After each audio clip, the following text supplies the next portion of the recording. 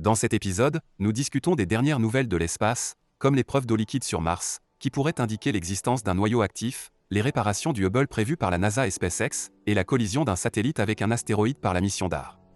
Mais avant de continuer cette vidéo, nous vous invitons à vous abonner et à activer toutes les notifications pour ne rien rater des dernières actualités spatiales.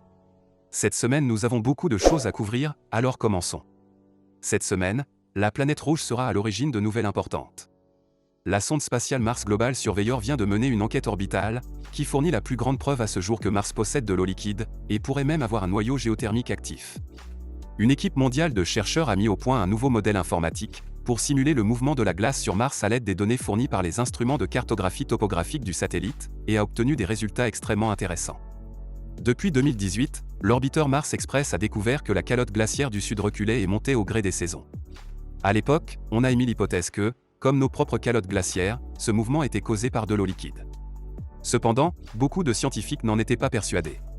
Puisque Mars n'est pas connu pour être géothermiquement active, de l'eau liquide sous une vaste couverture de glace nécessiterait une chaleur géothermique.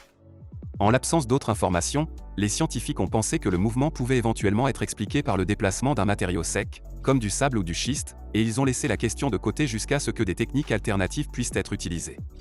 En 2022, la sonde spatiale Mars Global Surveyor est équipée d'outils plus performants, notamment d'un altimètre laser qui, par rapport au radar de Mars Express, peut analyser la morphologie de la surface supérieure de manière plus détaillée. Le sondeur a identifié des vagues ou des ondulations à la surface de la glace en plus de confirmer le mouvement précédemment découvert.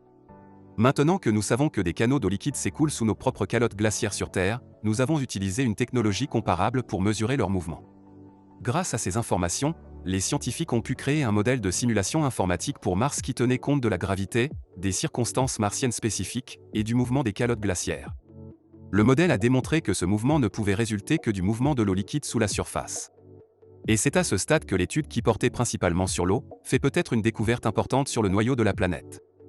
Le modèle a démontré que pour que ce mouvement glaciaire existe sous la gravité et les circonstances martiennes, il faut de l'eau liquide. Cependant, il a également démontré que l'activité géothermique était nécessaire pour que l'eau liquide existe, car les températures de la planète étaient très basses. Les scientifiques ont précédemment supposé que le noyau de la planète était complètement inactif.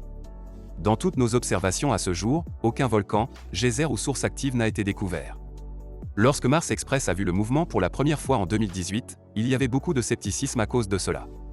Les chercheurs suggèrent maintenant que nous devrions être ouverts à l'idée qu'il puisse encore y avoir du mouvement sous la croûte martienne à la lumière des nouvelles découvertes. L'efficacité du modèle utilisant les données de l'altimètre laser de Mars Global Surveyor est une excellente nouvelle pour toute organisation espérant localiser de l'eau sur un autre monde de glace, comme Encelade ou Titan. Cependant, nous devrons probablement attendre qu'une mission polaire puisse forer suffisamment profondément pour détecter de l'eau. Nous découvrirons la vie plus facilement à mesure que nous deviendrons plus habiles à localiser l'eau. SpaceX propose son aide au télescope Hubble de la NASA, un équipement vétéran de 32 ans qui a désespérément besoin d'un sauvetage orbital pour rester à flot. La NASA a déclaré la semaine dernière qu'une étude serait menée avec SpaceX sur l'observatoire vieillissant, afin de déterminer si l'entreprise privée de fusées serait en mesure d'assurer la maintenance de Hubble. Tout ce qui n'a pas été fait depuis plus de 12 ans. Hubble était censé être entretenu et amélioré à l'aide des mêmes navettes spatiales qui l'ont lancé en 1990. Cependant, la dernière visite d'entretien du télescope remonte à 2009. Il est donc évident que rien n'a été fait depuis l'annulation du programme en 2011. Hubble est le cheval de bataille des programmes d'observation stellaire de la NASA depuis des décennies maintenant, malgré la dégradation progressive du télescope et sa perte d'altitude au cours de cette période. Même l'introduction du télescope spatial James Webb n'a servi qu'à souligner le rôle crucial que le Hubble continue de jouer. Les photos très détaillées de James Webb ne sont rendues possibles que par les caméras grand champ de Hubble, qui servent de cible. Sinon, le Webb mettrait beaucoup de temps à choisir ou faire la mise au point. Et c'est peut-être le fait que le Hubble perde progressivement son orbite qui a donné à SpaceX l'idée de faire une proposition à la NASA il y a quelques mois. L'entreprise a eu l'idée de mener une étude pour déterminer si un équipage commercial pourrait ramener Hubble sur son orbite opérationnelle et lui apporter la maintenance dont il a tant besoin. Ces dernières semaines, la NASA a accepté et a autorisé l'enquête dans le cadre du Space Act. En fait, c'est ici que l'équipe de SpaceX Polari intervient. La recherche de 6 mois se concentrera sur l'aspect technique du plan, en particulier si un vaisseau spatial Dragon pourrait même être converti pour accomplir la tâche. Les missions Polari sont une collection d'entreprises commerciales peu recommandables. Un équipage commercial montera à bord de Polari Dawn, dont le lancement est prévu au plus tard en mars 2023, et effectuera une sortie dans l'espace, tout en entrant dans la plus haute orbite terrestre jamais atteinte. C'est probablement la principale raison pour laquelle SpaceX implique Polari, car la capsule Dragon devra subir d'importantes rénovations pour pouvoir desservir Hubble. Chaque navette comprenait une zone de chargement et une armature permettant de capturer et de maintenir le télescope pendant son fonctionnement. Là-haut, il ressemblait à un carport flottant. Dragon est une capsule d'équipage fonctionnellement identique aux capsules Apollo précédentes. Pour Polari Dawn, le Dragon doit toutefois déjà subir certaines modifications pour permettre une sortie dans l'espace. L'équipe de Polari serait donc la plus qualifiée pour discuter de la façon dont un Dragon peut être modifié tout en continuant à fonctionner comme prévu. De plus, si une deuxième expédition Polari est prévue, nous n'avons reçu aucune information à ce sujet. Comme cela est explicitement indiqué sur leur site web, nous savons que l'objectif global des missions Polari est de tester les limites de leur technologie. Une mission de service Hubble, selon le responsable de Polari, Jared Isaacman, serait une deuxième mission naturelle pour le programme. Toutefois, compte tenu de toutes les modifications nécessaires, une étude devrait précéder cette notion. Selon la NASA, cette recherche ne sera pas fermée. Si une autre entreprise ou organisation internationale estime que l'ajout de recommandations serait bénéfique, elle est la bienvenue. Northrop Grumman, un collaborateur de longue date de la NASA, a déjà développé un concept permettant de maintenir des satellites plus anciens comme Hubble à l'aide d'un vaisseau spatial robotisé, et SpaceX se dit également ouvert à cette possibilité. En discutant de l'étude avec la presse, Jessica Jensen, directrice de SpaceX, a déclaré qu'elle pourrait révéler que l'envoi d'une mission humaine pour accomplir cette tâche est inutile puisque nous voulons soutenir Hubble. Il est encourageant de voir la NASA s'engager dans un travail plus collaboratif. La navette a considérablement augmenté la durée de vie opérationnelle de Hubble, qui a été un instrument crucial pour le monde entier. Il est difficile de penser à un sujet qui mettrait mieux en valeur la collaboration entre les entités commerciales et gouvernementales, compte tenu de son caractère crucial pour les futures missions d'observation. La mission DAR de la NASA, d'un coût de 330 millions de dollars, a pris fin le mercredi 26 septembre, lorsque son satellite est entré volontairement en collision avec un astéroïde. En novembre dernier, le test de redirection d'un double astéroïde a été lancé sur le grand astéroïde Didymos. Si l'on peut s'excuser de penser que cette mission n'était qu'un stupéfiant gaspillage de 330 millions de dollars, les objectifs initiaux du projet étaient de se mettre en orbite autour du rocher et de s'écraser sur Dimorpho. La mission DAR est le premier succès de l'humanité à démontrer que nous pouvons nous protéger contre l'approche d'astéroïdes.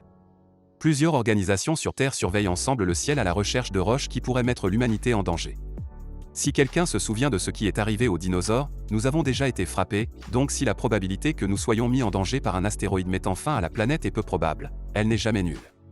Si nous attendons suffisamment longtemps, nous en verrons un arriver droit sur nous. Que ferions-nous alors si cela se produit? Il y a plusieurs recommandations.